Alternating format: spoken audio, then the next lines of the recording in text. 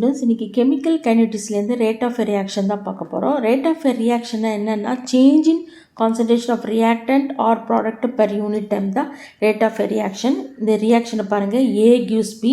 இதுக்கு வந்து நம்ம ரேட் ஆஃப் ரியாக்டன்ட் எப்படி எழுதணும்னா rate equal to minus change in concentration of A by change in time எழுதணும். ஸோ இந்த டெல்டா எதுக்கு ரெப்ரசென்ட் பண்ணுறோம்னா difference between initial and final வேல்யூக்கு டெல்டா. இந்த ப்ராக்கெட் வந்து கான்சன்ட்ரேஷனுக்காக ரெப்ரசென்ட் பண்ணுறோம்.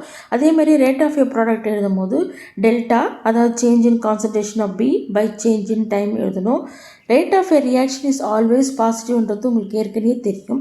ஆனால் நம்ம ஏன் வந்து இங்கே மைனஸ் சைன் போடுறோம்னா உங்களுக்கு ஏற்கனவே தெரியும். இந்த delta value concentration of reactant கண்டுபிடிக்கணும்னா R2 minus R1. So R2 value எப்போவுமே சின்னதாக இருக்கும், ஸ்மாலராக இருக்கும்.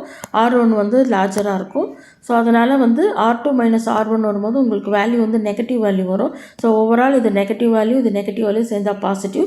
So minus sign makes the rate positive. இந்த ரேட்டை வந்து பாசிட்டிவ் ஆக்கிறதுக்காக தான் நம்ம இந்த மைனஸ் சைன் போடுறோம். ஸோ ஓவரால் வந்து ரேட் ஆஃப் ரியாக்ஷன் வந்து பாசிட்டிவ் தான். ஸோ இந்த கிராஃபை பாருங்கள், இதில் வந்து டவுன்வர்ட் கர்வ் வந்து ரியாக்டண்ட்டுக்கு, அதே மாதிரி அப்வர்ட் கர்வ் வந்து ப்ராடக்ட்டுக்கு.